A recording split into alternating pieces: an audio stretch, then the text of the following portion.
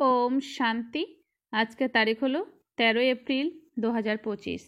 प्रातः मुरली आज के बाबार अव्यक्त मुरली रिवाइज कोर्स 31 डिसेम्बर 2004। আজকের অব্যক্ত মূল্যের হেডলাইন হলো এই বছরের শুরু থেকে অসীম বৈরাগ্য ইমার্জ করো। এই বছরের শুরু থেকে অসীম বৈরাগ্য ইমার্জ করো। এটাই মুক্তিধামের গেটের চাবি। এই বছরের শুরু থেকে অসীম বৈরাগ্য ইমার্জ করো। এটাই মুক্তিধামের গেটের চাবি। ওম শান্তি। আজ নবযুগ রচয়িতা বাপদাদা নিজের বাচ্চাদের সাথে নববর্ষ উদযাপন করার জন্য, পরমাত্ম মিলন উদযাপন করার জন্য বাচ্চাদের স্নেহে দূর দেশ থেকে নিজের সাকার বতনে মিলন উদযাপন করতে এসেছেন। দুনিয়াতে তো একে অপরকে নববর্ষের অভিনন্দন জানায়, কিন্তু বাপদাদা তোমরা সব বাচ্চাকে নবযুগ আর নববর্ষের দুইয়ের অভিনন্দন জানাচ্ছেন। নতুন বছর তো উদযাপন করা হয় একদিনের জন্য, নবযুগ তো তোমরা সঙ্গমে সদা উদযাপন করতে থাকো। তোমরা সবাইও পরমাত্ম ভালোবাসার আকর্ষণে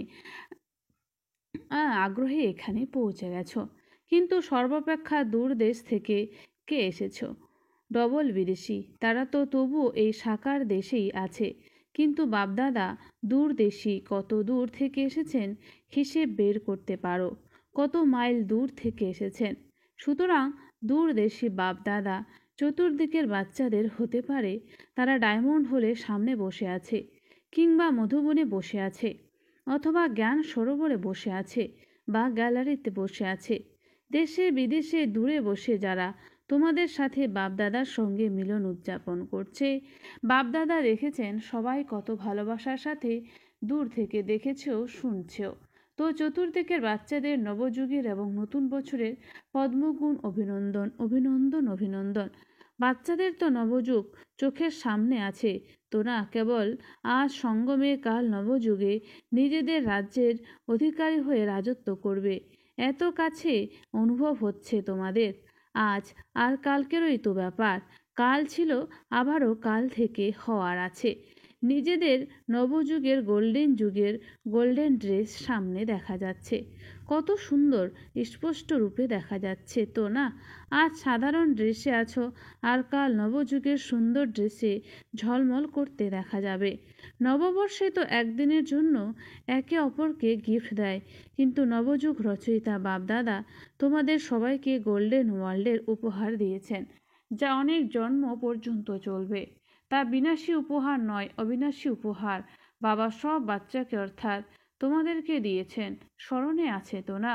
ভুলে তো যাওনি, তাই না? সেকেন্ডে আসা যাওয়া করতে পারো। এই মুহূর্তে সঙ্গমে পর মুহূর্তে নিজের গোল্ডেন দুনিয়ায় পৌঁছে যাও, নাকি দেরি লাগে? নিজের রাজ্য স্মৃতিতে এসে যায়, তাই তো না?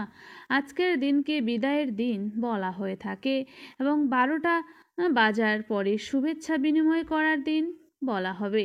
তো বিদায়ের দিনে বছরের বিদায়ের সাথে সাথে তোমরা সবাই বছরের সঙ্গে আর কাকে বিদায় দিয়েছো? বাপদাদা আগেও বলেছেন যে সময়ের গতি তীব্র গতিতে চলে যাচ্ছে। তো সম্পূর্ণ বছরের রেজাল্ট চেক করেছো কি, যে তোমার পুরুষার্থের গতি তীব্র ছিল কি না, নাকি কবে কখন কবে ছিল? দুনিয়ার অবস্থা দেখে এখন নিজের দুই স্বরূপ ইমার্জ করো। সেই দুই স্বরূপ হলো, এক সবার প্রতি হৃদয়বান ও কল্যাণকারী স্বরূপ, আর এক হলো সব আত্মার প্রতি সদা দাতার বাচ্চা মাস্টার বরদাতা স্বরূপ।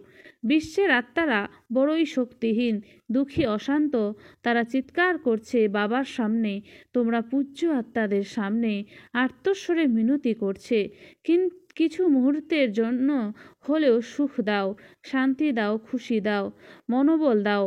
বাবা তো বাচ্চাদের দুঃখ হয়রানি দেখতে পারেন না, শুনতে পারেন না। তোমরা সব পূজ্য আত্মার কি করুণা হয় না? তারাই চাইছে দাও দাও দাও।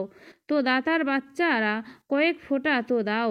বাবাও তোমরা সব বাচ্চাকে সাথী বানিয়ে, মাস্টার দাতা বানিয়ে, নিজের রাইট হ্যান্ড বানিয়ে এই ইশারাই দিয়ে থাকেন। বিশ্বের এত আত্মাদের সবাইকে মুক্তি প্রাপ্ত করাতে হবে, মুক্তিধামে যেতে হবে। সুতরাং হে দাতার বাচ্চারা, নিজেদের শ্রেষ্ঠ সংকল্পের দ্বারা, মনসা শক্তির দ্বারা দ্বারা, হয় বাণীর দ্বারা অথবা সম্বন্ধ সম্পর্কের দ্বারা, কিংবা শুভ ভাবনা শুভ কামনার দ্বারা, অথবা বায়ুমণ্ডলে ভাইব্রেশনের দ্বারা, যে কোনো যুক্তির দ্বারা তাদের মুক্তি প্রাপ্ত করাও। তারা মানবিক যন্ত্রণায় চিৎকার করছে, চিৎকার করছে, মুক্তি দাও।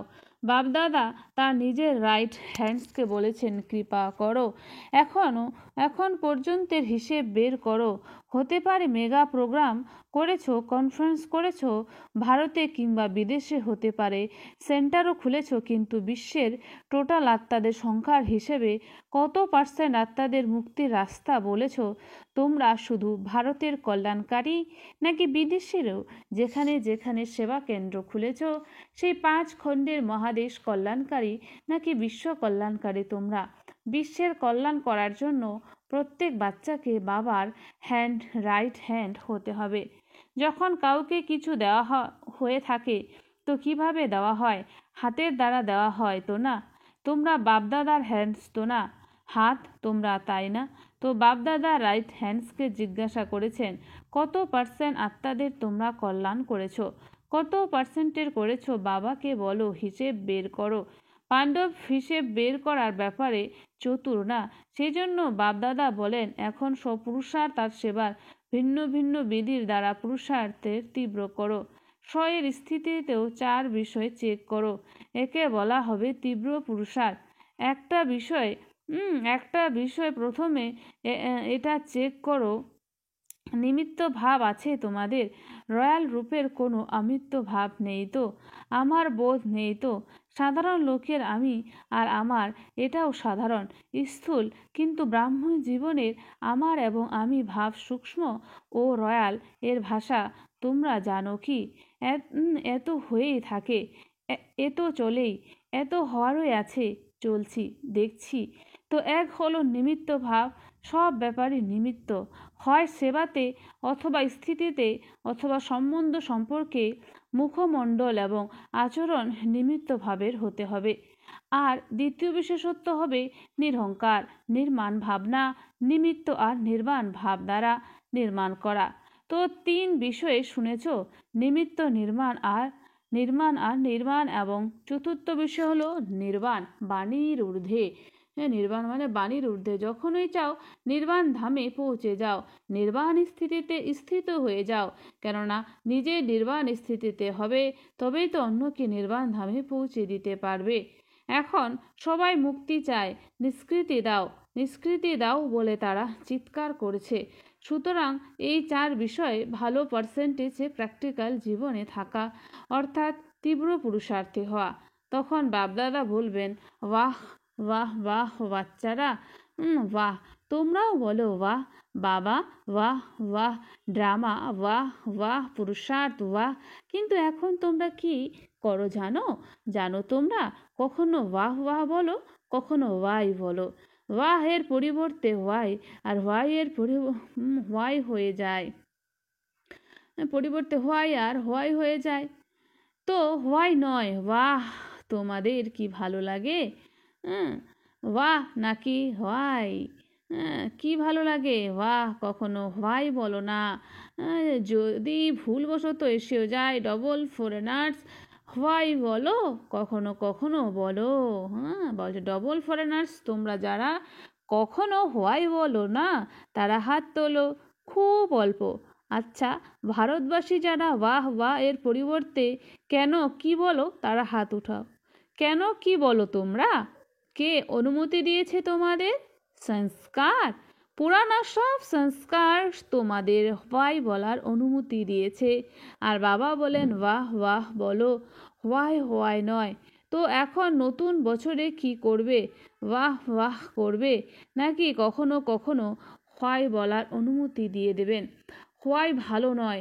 যখন গ্যাস্ট্রিকের সমস্যা হয় তখন তো পেট গন্ডগোল হয়ে যায়, তাই না? তো হোয়াই হলো গ্যাস্ট্রিক সমস্যা, এটা করো না। বাহ বাহ, কত ভালো লাগে। হ্যাঁ, তোমরাও বলো বাহ বাহ বাহ। আচ্ছা, যারা ভারতে এবং বিদেশেও দূরদেশ থেকে শুনছে দেখছে, সেই বাচ্চাদেরও বাবা জিজ্ঞাসা করেছেন, ওয়াহ ওয়াহ করো নাকি হোয়াই হোয়াই করো? এখন বিদায়ের দিন, তাই না? আজ বছরের বিদায়ের লাস্ট ডে, তো সবাই সংকল্প করো, ভাই বলবো না, ভাববো না পর্যন্ত। কোশ্চেন মার্ক নয়, আশ্চর্যবোধক চিহ্ন নয়, বিন্দু। কোশ্চেন মার্ক যদি লেখো তো সেটা বঙ্কিম কত বঙ্কিম আর বিন্দু কত সহজ। কেবল নয়নে বাবা বিন্দুকে সমাহিত করো।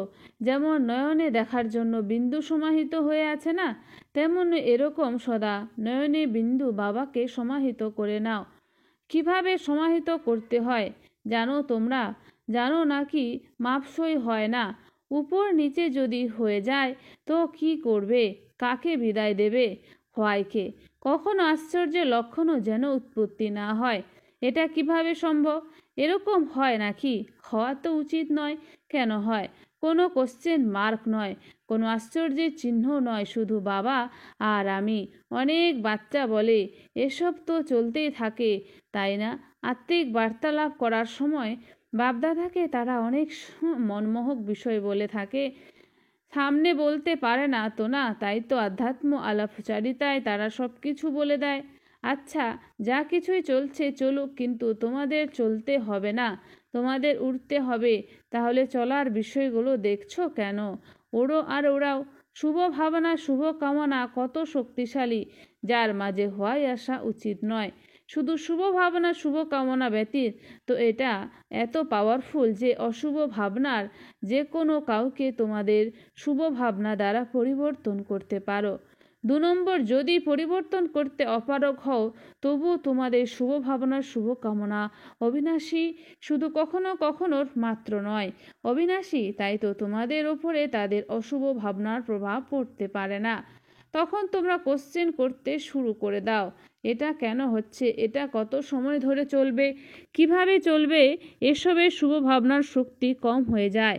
নয়তো শুভ ভাবনা, শুভ কামনার এই সংকল্প শক্তিতে অনেক শক্তি আছে। দেখো, তোমরা সবাই বাপদাদার কাছে এসেছো। প্রথম দিন স্মরণ করো বাপদাদা কি করেছেন।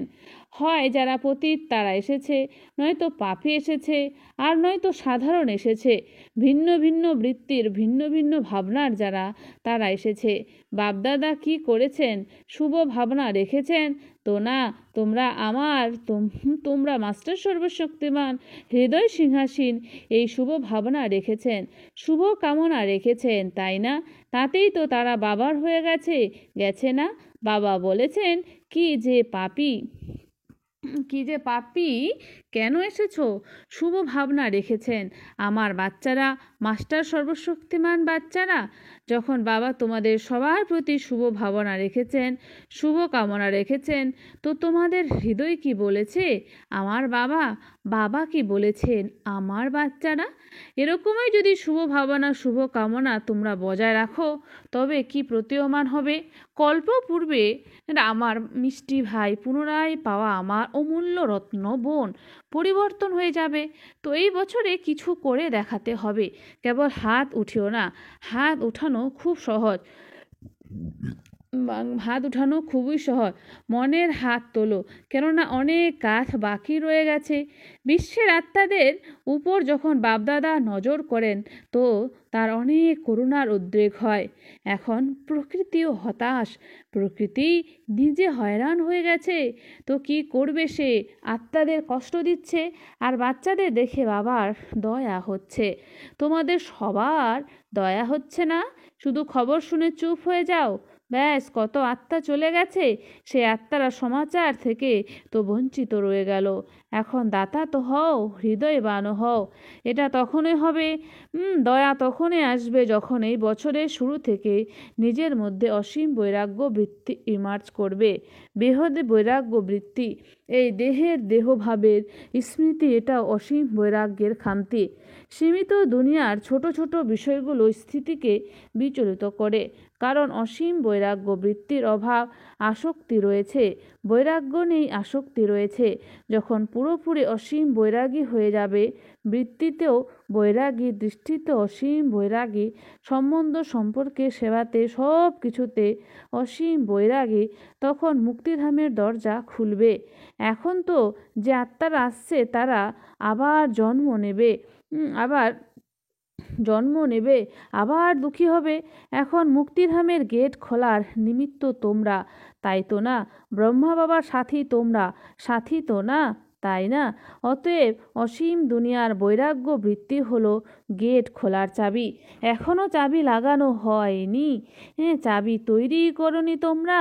ব্রহ্মা বাবাও প্রতীক্ষা করেছেন, অ্যাডভান্স পার্টি অপেক্ষা করছে, প্রকৃতি অপেক্ষা করছে, অত্যন্ত উত্তপ্ত হয়ে গেছে। মায়াও নিজের দিন গুনছে। এখন বলো হে মাস্টার সর্বশক্তিমান, বলো কি করতে হবে? এই বছরে কোনো নবীনত্ব করবে তো না? বলে থাকো নতুন বছর তো নবীনত্ব করা উচিত, তাই না? এখন অসীম দুনিয়ার বৈরাগ্যের মুক্তিধাম যাওয়ার চাবি তৈরি করো। তোমাদের সবাইকেই তো আগে মুক্তিধামে যেতে হবে, তাই না? ব্রহ্মা বাবার কাছে প্রতিজ্ঞা করেছ, সাথে যাবে, সাথে আসবে, সাথে রাজত্ব করবে, সাথে ভক্তি করবে। সুতরাং এখন প্রস্তুতি নাও, এই বছরে করবে নাকি আরেক বছর চাই? যারা মনে করো এই বছরে বারবার অ্যাটেনশন প্লিজ করবে, তারা হাত তোলো। করবে তোমরা? তবে তো অ্যাডভান্স পার্টিও তোমাদের অনেক অভিনন্দন জানাবে, তারাও ক্লান্ত হয়ে গেছে। আচ্ছা টিচার্স কি বলছো? প্রথম লাইনের তোমরা কি বলো? সর্বাগ্রে প্রথম লাইনের পাণ্ডব আর প্রথম লাইনের শক্তি তোমরা যারা করবে তারা হাত তোলো। অর্ধেক হাত নয়, যদি অর্ধেক উঠাবে তো বলবে অর্ধেক করবে। লম্বা করে হাত তোলো। আচ্ছা, অভিনন্দন, অভিনন্দন। আচ্ছা, ডবল বিদেশি হাত তোলো। তোমরা পরস্পরকে দেখো কে হাত তোলেনি। আচ্ছা, এই সিন্ধ্রি গ্রুপও হাত তুলেছে, চমৎকার। তোমরাও করবে? সিন্ধি গ্রুপ করবে? তাহলে তো ডবল অভিনন্দন, খুব ভালো। একে অপরকে সাথ দিয়ে শুভ ভাবনার ইশারা দিয়ে হাতে হাত মিলিয়ে করতেই হবে। আচ্ছা, সভাতে কেউ আওয়াজ দিয়েছে, সবাই বসে যাও, নাথিং নিউ। আচ্ছা, এখনই এক সেকেন্ডে বিন্দুর হয়ে বিন্দু বাবাকে স্মরণ করো, আর যে কোনো বিষয় হোক তাতে বিন্দু লাগাও। লাগাতে পারো? শুধু এক সেকেন্ডে আমি বাবার, বাবা আমার। আচ্ছা, এখন চতুর্দিকে সব বাচ্চাকে, যারা নতুন যুগের মালিক, নতুন বছর উদযাপন করার উৎসাহ উদ্দীপনায় থাকা চতুর্দিকের বাচ্চাদের, যারা সদা উড়তে থাকে এবং উড়াতে থাকে, এমন উড়তি কলা বাচ্চাদের, সদা তীব্র পুরুষার দ্বারা যারা বিজয়মালার দানা হয়, এমন বিজয়ী রত্নদের নতুন বছর এবং নতুন যুগের আশীর্বাদের সাথে সাথে থলি ভরে বাপদাদার পদমগুণ অভিনন্দন, অভিনন্দন। এক হাতের তালি বাজাও। আচ্ছা, বরদান, একাগ্রতার অভ্যাসের দ্বারা একরস স্থিতি বানিয়ে সর্বসিদ্ধি স্বরূপ ভব। একাগ্রতার অভ্যাসের দ্বারা একরস স্থিতি বানিয়ে সর্বসিদ্ধি স্বরূপ ভব। স্পষ্ট। যেখানে একাগ্রতা সেখানে আপনা থেকেই একরস স্থিতি থাকে। তো যেখানে একাগ্রতা থাকবে সেখানে আপনা থেকে একরস স্থিতি থাকে। একাগ্রতার দ্বারা সংকল্প, বল এবং কর্মের ব্যর্থ ভাব সমাপ্ত হয়ে যায় এবং সমর্থ ভাব এসে যায়। একাগ্রতা অর্থাৎ একই শ্রেষ্ঠ সংকল্পে স্থিত থাকা, এক বীজরূপী সংকল্প যার মধ্যে সম্পূর্ণ বৃক্ষের বিস্তার সমাহিত হয়ে আছে। একাগ্রতা বাড়াও, তাহলে সর্বপ্রকারের অস্থিরতা সমাপ্ত হয়ে যাবে। সব সংকল্প, বল এবং কর্ম সহজভাবে সফল হয়ে যাবে। এর জন্য একান্তবাসী হও। স্লোগান: একবার হওয়া ভুল সম্পর্কে বারবার ভাবা, অর্থাৎ দাগের উপর দাগ লাগিয়ে যাওয়া। একবার হওয়া ভুল সম্পর্কে বারবার ভাবা, অর্থাৎ দাগের উপর দাগ লাগিয়ে যাওয়া। সেই জন্য যা অতীত তাতে বিন্দু লাগাও। অব্যক্ত ইশারা: কম্বাইন্ড রূপের স্মৃতির দ্বারা সদা বিজয়ী হও। কম্বাইন্ড রূপের স্মৃতির দ্বারা সদা বিজয়ী হও। যেমন এই সময় শরীর আর আত্মা কম্বাইন্ড, তেমনই বাবা আর তুমি কম্বাইন্ড থাকো। শুধু এটা স্মরণে রাখো, আমার বাবা। নিজের ললাট ভাগে তার সাথে তিলক লাগাও। সধবা হওয়ার যে চিহ্ন তার সাথে থাকে সেটা ভুলে যায় না। সাথীকে সদা সাথে রাখো। যদি সাথে থাকো তবে সাথে যাবে, তার সাথে তোমাদের থাকতে হবে, যেতে হবে। প্রতিটা সেকেন্ডে, প্রতিটা সংকল্পে তিনি তোমাদের সাথেই আছেন। আচ্ছা, ওম শান্তি। ধন্যবাদ বাবা আজকের এই সুন্দর মিষ্টি মুরলির জন্য।